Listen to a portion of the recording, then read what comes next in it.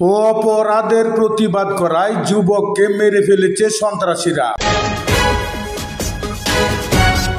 JTV, জনতার TV. অনুমানটা হয়তো কোনো ক্রাইম হয়েছে, ক্রাইম হওয়ার পরে মনে হয় দেখছে, দেখার পরে মনে হয় কিছু কইছে, কোয়ার পরে তারে মারা লাইছে। স্পষ্টবাসী হওয়ায় আজকে সুজনকে মর্মান্তিক ভাবে মৃত্যুবরণ করতে হয়েছে। এই সুজন 29 বছর বয়সী সুজন, সে এই গরিব বসবাস করত। সে এক সন্তানের বাবা ছিল, তার স্ত্রীর সাথে তার সম্পর্ক বিচ্ছিন্ন ছিল। সে সুজন এবং তার মা এই ঘরে বসবাস করত। সুজন গতকালকে হয়তো এইরকম কোনো চাঞ্চল্যকর অনাকাঙ্ক্ষিত ঘটনা দেখেছিল, দেখার পর হয়তো প্রতিবাদ করায় তাকে এইভাবে নির্মমভাবে মাথায় আঘাত দিয়ে মাথা ফাটিয়ে তাকে গাছে ঝুলিয়ে রাখে। এই মর্মান্তিক নৃশংস খুনের ঘটনাটি ঘটেছে ময়মনসিংহ জেলার নান্দাইল উপজেলার 11 নং খার ইউনিয়নের মহেশকুড়া আবাসন প্রকল্পের সাথে চরজিনারি আবাসন প্রকল্পে।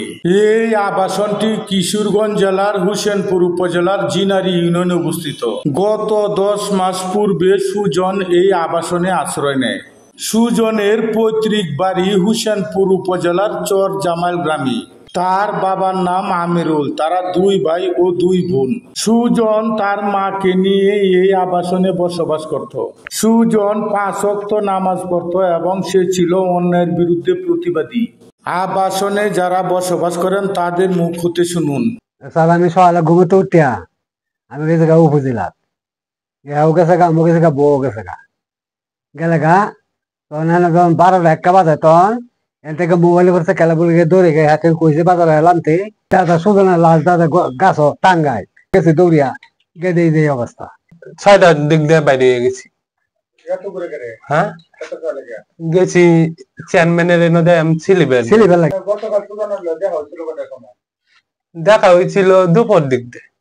হ্যাঁ মা ছায়া ছুটে আনছে দিদেই চলছে। ঘর তালা মারা। তো ঘর তালা মারা তার ফাইলেশন নাম জিজ্ঞাসা করবাম। আর একটু পরে বাজারে দেন আমি লেবারি কাজ করি, আমি মেসের কাজ করি। শব্দ পাইছি না, গরমে শব্দ হইতো আমরা শুনলাম পাইলে। আর গরমে দেখবো 3 দিন ধরে তালা মারা। আমরা হিন্দু মানুষ, আমরা এইটা বিচাইতাম যাই কামে টানটাই থাকি। খেলা গাঞ্জা খায়, খেলা বেচে, এটা আমরা কইতাম না। এই যে আবাসনটি দেওয়ানগঞ্জ বাজার সংলগ্ন, এখানে 25টি পরিবার থাকার জন্য 25টি ঘর রয়েছে, কিন্তু এখানে এসে দেখা যায় যে মাত্র 10টি পরিবার বসবাস করে। তাও আবার বেশিরভাগই ঢাকা শহরে থাকে, এমনকি শুধুমাত্র ঈদ করার জন্য তারা এখানে আসে। আর বাকি 15টি ঘরেই কিন্তু এখানে খালি। এই আবাসনটি এত নিরবিচ্ছিন্ন এলাকায় একটি ভয়ানক জায়গা, কারণ এইখানে কিছুদিন পূর্বেও এই 23 নম্বর ঘরটির মধ্যে একটি গরু চুরি করে এনে রেখেছিল, তারও কিন্তু বিচার হয় নাই। এমনকি এখানে যে এবার অবাধ ব্যবসা চলতো তাও কিন্তু এলাকাবাসী জানতো।